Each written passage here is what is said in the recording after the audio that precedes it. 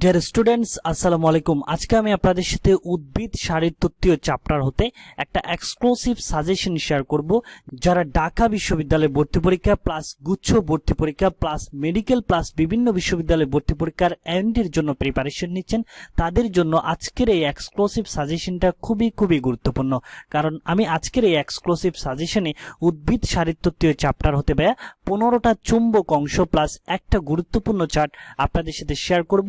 এই 15টা চুম্বক অংশ প্লাস বা 15টা এই পয়েন্ট থেকে প্লাস এই গুরুত্বপূর্ণ চার্ট থেকে বিশ্ববিদ্যালয়ে ভর্তি পরীক্ষায় অনেকগুলো কোয়েশ্চেন বারবার কি হয় রিপিট হয়। তো আসেন ভাই, আপনাকে যেটা করতে হবে সেটা হচ্ছে কনসেন্ট্রেশন দিয়ে ভাইয়ের কথাগুলো শুনে মনোযোগ সহকারে সম্পূর্ণ ক্লাসটা কন্টিনিউ করতে হবে। তো আসেন আমি আপনাকে এক নজরে এই যে 15টা চুম্বক অংশ বা 15টা পয়েন্ট আপনাকে শর্টলি ডেসক্রিপশন দিয়ে একটা একটা বুঝিয়ে দিব।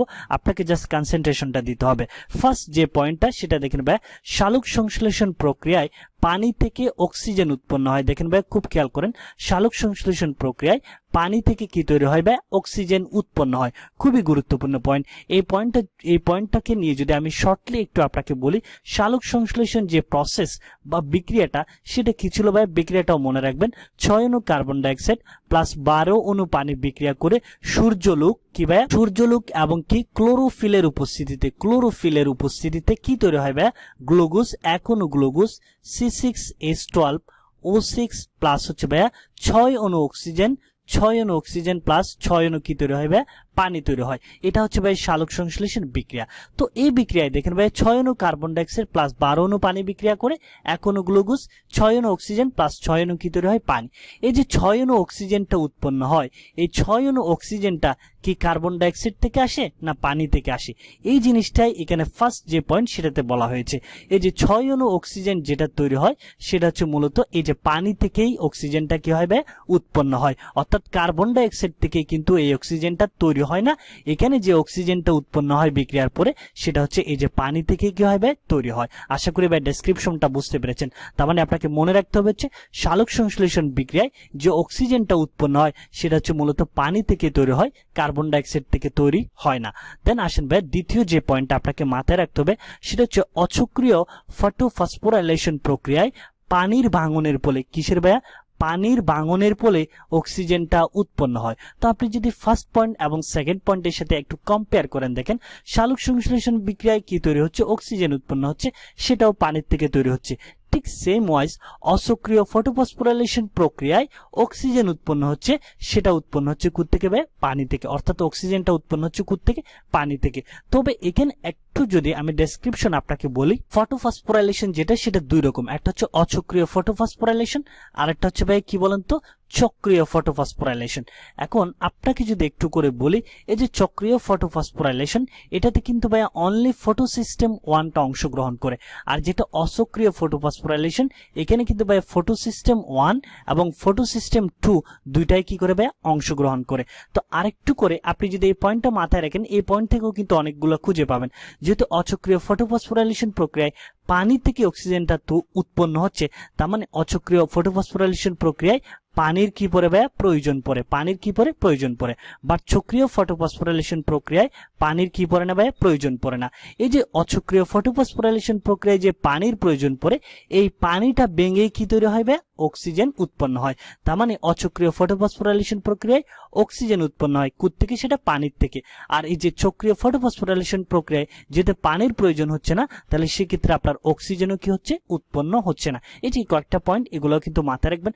পাশাপাশি আমি আপনাকে আরেকটা জিনিস মনে করিয়ে দিচ্ছি, সেটা হচ্ছে ভাই এই যে ফটোসিস্টেম 1 যেটা সেটা প্রতিক্রিয়া রঞ্জক হিসেবে 700 ন্যানোমিটার তরঙ্গ দৈর্ঘ্যের লাল আলো রশ্মিটা সর্বাধিক কি করতে পারে ভাই? শোষণ করতে পারে। এই পয়েন্টটা ভর্তি পরীক্ষায় অনেকবার এসেছিল। দেন আরেকটা হচ্ছে ভাই কি? ফটোসিস্টেম 2 যেটা সেটা প্রতিক্রিয়া রঞ্জক হিসেবে ভাই 680 ন্যানোমিটার তরঙ্গ দৈর্ঘ্যের লাল আলো রশ্মিটা সর্বাধিক কি করতে পারে? শোষণ করতে পারে। এই যে কয়েকটা পয়েন্ট আপনি মাথায় রাখবেন। দেন আসেন ভাই 3 নাম্বার যে এক্সক্লুসিভ পয়েন্টটা, সেটা হচ্ছে দেখেন ভাই, ক্যালভিন চক্র और C3 চক্রে কার্বন ডাই অক্সাইড গ্রহণকারী প্রথম পদার্থ হচ্ছে ভাইয়া রাইবোলোজ 1,5 বিসফসফেট। খুবই গুরুত্বপূর্ণ পয়েন্ট। তবে এখানে একটা জিনিস আপনাকে রিমেম্বার করে দিব, সেটা হচ্ছে অনেকে একটা কনফিউশনে পড়েন ক্যালভিন চক্র এবং C3 চক্র নিয়ে। ক্যালভিন চক্র যে কথা ভাই, C3 চক্র একই কথা। কোয়েশ্চেন ফরম্যাট গুলো এরকম হতে পারে যে ক্যালভিন চক্রে কার্বন ডাইঅক্সাইড গ্রহণকারী প্রথম পদার্থ কোনটা, এটা যে কথা। C3 চক্রে কার্বন ডাইঅক্সাইড গ্রহণকারী প্রথম পদার্থ ঠিক সেম কথা। আপনাকে মনে রাখতে হবে ক্যালভিন চক্রে বা C3 চক্রে কার্বন ডাইঅক্সাইড গ্রহণকারী প্রথম পদার্থ কি ভাই, রাইবোলোজ 1,5 বিসফসফেট। খুবই গুরুত্বপূর্ণ পয়েন্ট। দেন আসেন ভাই 4 নাম্বার পয়েন্টটা, এই যে ক্যালভিন চক্র বা C3 চক্রে প্রথম স্থায়ী পদার্থ, প্রথম কি পদার্থ ভাই, স্থায়ী পদার্থটা হচ্ছে 3 কার্বন বিশিষ্ট ফসফোগ্লিসারিক অ্যাসিড বা সংক্ষেপ হচ্ছে ভাই 3PGA। যেহেতু ক্যালভিন চক্র বা C3 চক্র, এই যে C3 এটা হচ্ছে ভাই 3 কার্বন বিশিষ্ট ফসফোগ্লিসারিক অ্যাসিড, সংক্ষেপে মাথায় রাখবেন হচ্ছে ভাই 3PGA। এই যে খুবই গুরুত্বপূর্ণ পয়েন্ট। দেন আসেন ভাইয়া 5 নাম্বার যে এক্সক্লুসিভ পয়েন্টটা আমাকে মাথায় রাখতে হবে, সেটা হচ্ছে দেখেন ভাই হ্যাজ ও স্ন্যাক চক্র অথবা C4 চক্রে কার্বন ডাইঅক্সাইড গ্রহণকারী প্রথম পদার্থ হচ্ছে ভাইয়া ফসফোইনাল পাইরুভিক অ্যাসিড। কি ভাইয়া, ফসফোইনাল পাইরুভিক অ্যাসিড। অনেক সময় কোয়েশ্চেনে পাইরুভিক অ্যাসিড না বলে বলা থাকে ফসফোইনাল পাইরুভেট। কি বলা থাকে ভাই, ফসফোইনাল পাইরুভেট। তো পাইরুভেট মিনস হচ্ছে ভাই পাইরুভিক অ্যাসিড। তো দেখেন আপনি কিন্তু ভাই ক্যালভিন চক্র যেটা বা C3 চক্র, সেখানে কার্বন ডাইঅক্সাইড গ্রহণকারী প্রথম পদার্থ কে ছিল ভাই, রাইবোলোজ 1,5 বিসফসফেট। আর মনে রাখবেন হ্যাজ এবং স্ন্যাক চক্র অথবা C4 চক্র দুইটা সেম কথা, সেখানে কার্বন ডাইঅক্সাইড গ্রহণকারী প্রথম পদার্থ হচ্ছে ভাই কি, ফসফোইনাল পাইরুভেট অথবা পাইরুভিক অ্যাসিড। কম্পেয়ার করে মাথায় রাখার চেষ্টা করবেন। এখানে যে পয়েন্টগুলো, যে চুম্বক অংশগুলো আপনাকে বলতেছি, এগুলো ভর্তি পরীক্ষার জন্য খুবই গুরুত্বপূর্ণ। একটা পয়েন্টও স্কিপ করার কোনো সুযোগ নেই। দেন আসেন ভাই 6 নাম্বার যে পয়েন্টটা, সেটা হচ্ছে হ্যাজ ও স্ন্যাক চক্র অথবা C4 চক্রের প্রথম স্থায়ী পদার্থ হচ্ছে কি ভাই, 4 কার্বন বিশিষ্ট অক্সালো এসিটিক অ্যাসিড। কয় কার্বন বিশিষ্ট ভাই, 4 কার্বন বিশিষ্ট অক্সালো এসিটিক অ্যাসিড, যেটা আমরা ক্যালভিন চক্র বা C3 চক্রে দেখেছিলাম 3 কার্বন বিশিষ্ট ফসফোগ্লিসারিক অ্যাসিড। পয়েন্টগুলো একটু কম্পেয়ার করে আপনি অ্যানালাইসিস করে পড়ার বা মনে রাখার ট্রাই করবেন, তাহলে সবচেয়ে বেশি আপনার মনে থাকবে। দেন আসেন ভাই 7 নাম্বার যে পয়েন্টটা আপনাকে মাথায় রাখতে হবে, সেটা হচ্ছে ক্যালভিন চক্র অথবা C3 চক্রের আদর্শ তাপমাত্রা বা অপটিমাল টেম্পারেচার যেটা, সেটা হচ্ছে ভাই 10 ডিগ্রি সেলসিয়াস থেকে 20 ডিগ্রি সেলসিয়াস। এই যে ক্যালভিন চক্র আর C3 চক্রের যেটা অপটিমাল টেম্পারেচার, এটা হচ্ছে ভাই 10 ডিগ্রি সেলসিয়াস থেকে 20 ডিগ্রি সেলসিয়াস। খুবই গুরুত্বপূর্ণ প্রতিটা পয়েন্ট। দেন আসেন ভাই হ্যাজ ও স্ন্যাক চক্র অথবা C4 চক্রের আদর্শ তাপমাত্রা হচ্ছে ভাই 30 ডিগ্রি সেলসিয়াস থেকে 45 ডিগ্রি সেলসিয়াস। কত, 30 ডিগ্রি সেলসিয়াস থেকে 45 ডিগ্রি সেলসিয়াস। দেন আসেন 9 নাম্বার যে পয়েন্ট আপনাকে মাথায় রাখতে হবে, সেটা হচ্ছে ক্যালভিন চক্র অথবা C3 চক্রে সালোক সংশ্লেষণের জন্য বায়ুমণ্ডলে কার্বন ডাইঅক্সাইডের ঘনত্ব হচ্ছে ভাই 50 ppm প্রয়োজন। কত, অ্যাটলিস্ট আপনাকে 50 ppm থাকতে হবে যে C3 চক্র বা ক্যালভিন চক্রে সালোক সংশ্লেষণের জন্য বায়ুমণ্ডলে কার্বন ডাইঅক্সাইডের ঘনত্বটা অ্যাটলিস্ট কত থাকতে হবে ভাই, 50 ppm। দেন এটার সাথে কম্পেয়ার করে আপনি যদি এই যে হ্যাজ এবং স্ন্যাক চক্র যেটা, সেটা যদি একটু খেয়াল করেন 10 নাম্বার যে পয়েন্টে হ্যাজ ও স্ন্যাক চক্র অথবা C4 চক্রে সালোক সংশ্লেষণের জন্য বায়ুমণ্ডলে কার্বন ডাইঅক্সাইডের ঘনত্বটা অ্যাটলিস্ট 0.10 ppm প্রয়োজন। তাহলে দেখেন যেটা C3 চক্র বা ক্যালভিন চক্রে আপনি দেখেছিলেন সালোক সংশ্লেষণের জন্য বায়ুমণ্ডলে কার্বন ডাইঅক্সাইডের ঘনত্ব অ্যাটলিস্ট কত লাগবে ভাই, 50 ppm। বাট হ্যাজ ও স্ন্যাক চক্রে C4 চক্রের জন্য সালোক সংশ্লেষণের জন্য বায়ুমণ্ডলে কার্বন ডাইঅক্সাইডের ঘনত্ব হচ্ছে কত ভাই, 0.10 ppm প্রয়োজন অ্যাটলিস্ট। দেন আসেন ভাই 11 নাম্বার যে পয়েন্টটা আপনাকে মাথায় রাখতে হবে, সেটা হচ্ছে সবাত শ্বসনের ক্র্যাভস চক্রে 24টা ATP উৎপন্ন হয়। কোয়েশ্চেনগুলো হবে এরকম, ক্র্যাভস চক্রে টোটাল কয়টা ATP উৎপন্ন হয়? তাহলে ক্র্যাভস চক্র হচ্ছে ভাই টোটাল 24টা ATP। কয়টা ভাই, ক্র্যাভস চক্রে টোটাল 24টা ATP উৎপন্ন হয়।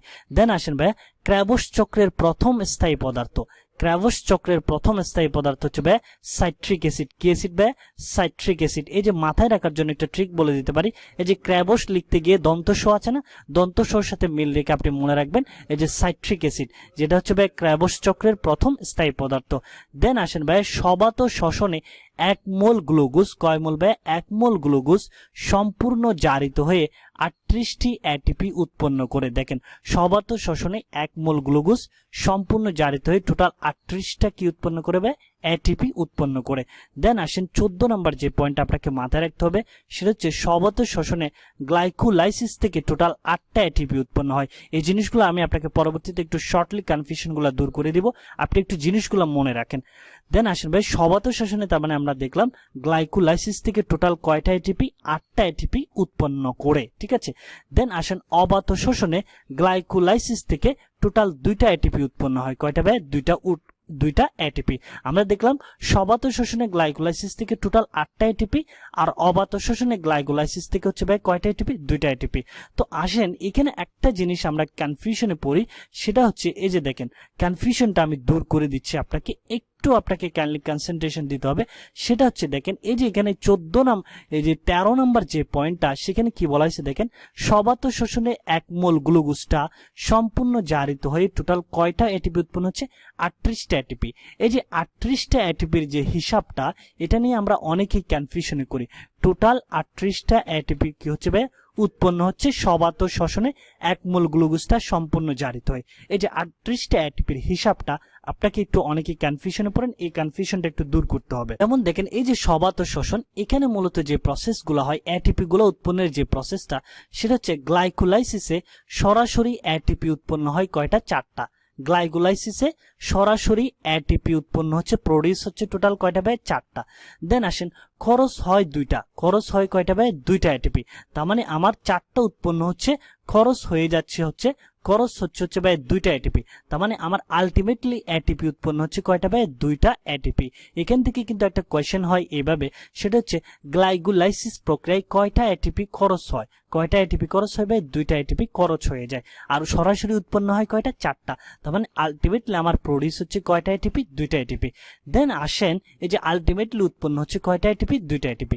এছাড়াও উৎপন্ন 2টা NADH+ থেকে মোট 6টা এটিপি উৎপন্ন হচ্ছে। তাহলে দেখেন ভাই যে 2টা NADH+ থেকে 2টা NADH+ থেকে টোটাল 6টা এটিপি উৎপন্ন হচ্ছে। তাহলে আগে ছিল 2টা এটিপি, এখন হচ্ছে ভাই 6টা এটিপি, ঠিক আছে। সেটা উৎপন্ন হচ্ছে কোথায় থেকে এই যে NADH+ থেকে।